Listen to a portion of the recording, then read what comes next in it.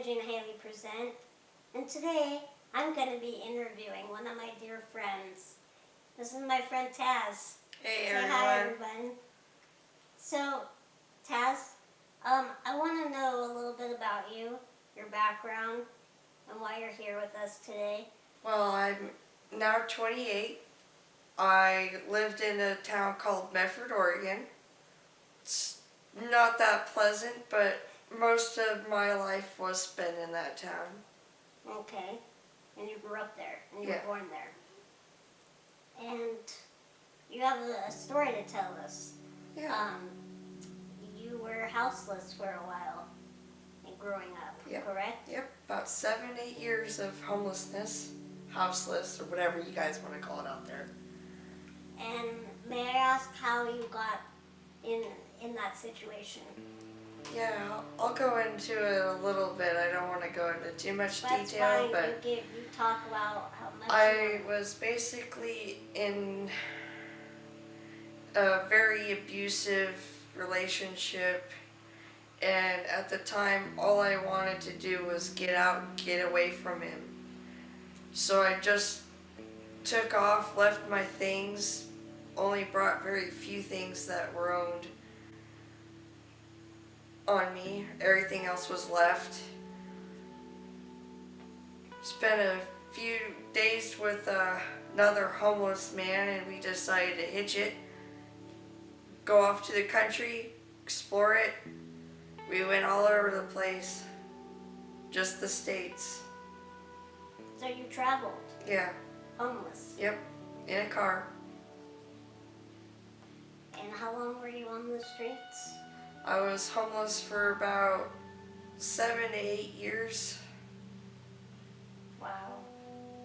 The journey of traveling the States, though, was really nice, refreshing, got my mind back on track where it was supposed to be. Everything was cool. Got to see just some of the coolest stuff, you know, like one of those old Western, what do they call it? The saloon things, you know, the bar saloons, those doors and whatnot. That's so cool. It was in a film. And it's still there? Yeah. I don't remember what state it was in or anything. I can't keep track, but I've seen some pretty cool stuff out there. That's so rad. Yeah. Wow. What are some things that houseless people go through today? What are some of the issues that face them? Today, homelessness is really a lot more tough than when I had it when I was homeless. You constantly get harassed by the cops. You get beat up. You know, you get spit on. You get people throwing stuff at you. You know, food, books, whatever. Did that happen to you? Yes. I've been spit on. Stuff like that. People walk by me and spit on me, and that is just, I'm so sorry. I was flying aside for a little bit because I need help getting some food. Well, I had a Christian woman come up to me, and I denied her Bible, and so she didn't like it, and she hucked it at me out the window and threw it at me because I told her I wasn't interested, that I just needed food, and she kind of took it wrong. Wow. Yeah. I've also had cups of ice water thrown at me at, 10, 11 o'clock, maybe 3 o'clock in the morning, and it's kind of cold outside, so getting ice cold stuff thrown at you in the middle of the night is not no fun. You get treated like dirt, nobody respects you. And that still happens today. And it still happens today. Stuff. You get treated wrong, people look at you weird. Just because you're having a hard time in life doesn't mean you can treat somebody that way. Oh, I agree completely. I know I'm not a completely bad person, but I have done bad things in my life. But, we all make mistakes, especially on the homeless life. Yeah, I'm sure of it. Oh, yeah. You're strong. You're strong to go through that. Yeah. I don't think I would make it. It was hard. I thought I was gonna die a couple times out there, but Well, since our vlog is about love and finding love despite difficult circumstances, were you able to, how were you, was finding a romantic love important to you when you were on the streets? not so much. I mean, yeah, I did have a few love spells in my homeless life, but it wasn't like a big hit like you would do a song or like a movie or, you know. And were you accepted by love interests that you had? Were they homeless as well? Yes. Yes, I was really accepted in the homeless community with love. Good. Yeah, it wasn't just sex that was love out on the street. It could have been, you know, good homie, you know, good blood brother, whatever you want to call them out there. There wasn't a whole lot of time to spend on like hearts and roses and romance and this and that.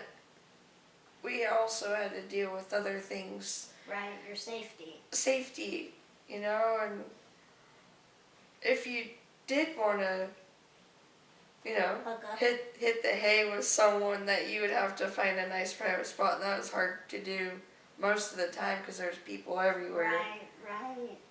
How did you meet your love interests on the street? How did I meet them? Yeah. Well, a lot of them I did meet at nearby parks or, you know, at churches, you know, free dinners at the churches, and maybe just go town to town meeting new people. And I bet it's difficult to meet someone on the street because you need to make sure that they're trustworthy. They're not going to hurt you or harm you, right? Yeah. There was a lot of people I had to avoid because of certain things, but Yeah. I had to protect myself, you know, carry, you know, maybe a little pocket knife or Mace or something, and kind of protect yourself a little bit from those situations. I've been followed by people, so I had to start dressing up more, looking like a dude, or, you know, not so noticeable. Kind of hide, because I've had people, like I said, I've had people follow me before, and it was pretty creepy. That's scary. Yeah, it can be, but I just made sure to hurry up and get where the people could see me. I see. Yeah. So the biggest obstacle with dating on the streets is finding privacy and trusting people. Yes, right? privacy and trusting. Yeah. Those are two hard things to do with people out on the street. And what would you say the difference is between dating on the streets and dating when you're not houseless? How are those different? Because I think you answered that earlier. You said that it's not all roses and candy and, you know, fancy. Yeah. It's more about survival, Yeah. right? Yeah. For sure. And having each other to lean on Yeah. when you were houseless. Yeah, it's a lot different being in a house with an actual partner who, you know, who's just kind of like a gentleman or whatever. You can start to see things more clearly, and, you know, they're not scummy, you know, they don't smell bad. I'm sorry, people. Forgive me, I was homeless too. I know how it is. You know okay? how you smelled. I know how I smelled. People didn't like the way I smelled, okay? So, it's all good there. Forgive me for laughing, but It's okay. there's got to be some humor mixed in this. But yeah, now that I'm not on the street, I can definitely take my time on my romance love life. It's 100 times better I don't have to like worry about someone looking at me trying to have fun with my partners or whatever. And how long have you not been homeless now? Well, let's see. I want to say probably around the same time as being homeless, 7 or 8 years. Good. And you're healthier now that Yeah. you're not on the streets. Oh yeah, I'm 10 times healthier. I mean, yeah, I do still have a lot of medical problems and tension. But it's not like anything it used to be. I don't feel, dragged down by my daily homeless life where I have to, pick up in the morning and, go around walking around trying to find food, fight for money. I can just take it, one step at a time and not worry about it. People take that for granted. Yeah, it's so much nicer. Did you, when we talked about this earlier, but did you ever get any negative or rude reactions from anyone when showing affection or romantic gestures on the streets? Well, to be honest, most of the time I was homeless. I ended up getting in the wrong crowd, did some drugs. So most of that time I was pretty high, did not notice. The drugs, those just came upon you because maybe you were feeling stressed and you thought, what else do I have to lose at this point? Well, when I first tried it, I didn't think of it like that. But when I got into it more and I started liking it more, then I started saying, who cares? I don't care. Why should you? I'm homeless. Nobody wants me. I just started thinking about negative things. I no longer felt the desire to try to meet a nice guy and taking me off the streets. I didn't care for the fancy. I just wanted my drugs. That's all I cared about at the time. Because, drugs take over people. And sometimes if you're a good person, it will haunt you. So say no to drugs. And you got off of them, obviously. Yeah, I got clean. What was that? What was the motivation behind that? Well, to be honest, after a while of doing that, living that lifestyle, I got really sick of the people I was dealing with. I see. It just kind of took a turn on me, and I decided, well, 4 a.m., the buses run, I'm leaving this town and saying goodbye to all of you. Slept for 4 days in a different town, woke up fine, met new people, met someone, got in a relationship with them. Of course, I'm not with that person now, of course, but yeah. But you're doing well today. Yes, a lot better. I feel happier. I don't have to feel like I, have to make money or have to find food. It's right there when I want it. You're lucky. And I'm really glad that you got out of that life and that we met and that you gave me this opportunity to interview you, because it's an issue. Homelessness is an issue that's not talked about enough, and there's a lot of stereotypes about homeless people. So for those people that have those stereotypes, what would you say to those people? I would tell them everybody has it hard. Nobody's perfect. And at some point, when we want to find the right road to get on, we will.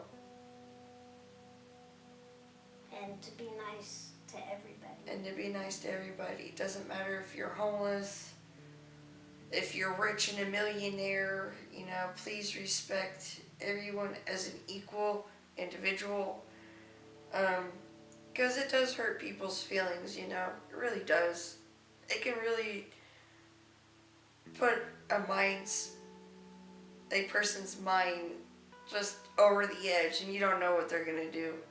You're gonna overestimate that person. They're gonna snap. You don't know what they're gonna do. So it's just be considerate. You don't know they're having a bad day. Just leave them alone. Maybe smile and wave at them, or that'd be helpful. Just smile and wave at them. They'll turn their day around real quick. Thank you, Taz. You're welcome. Thank you for being a guest on our vlog. And for anyone that wants to know more about Taz and her story, how can people find you on social media?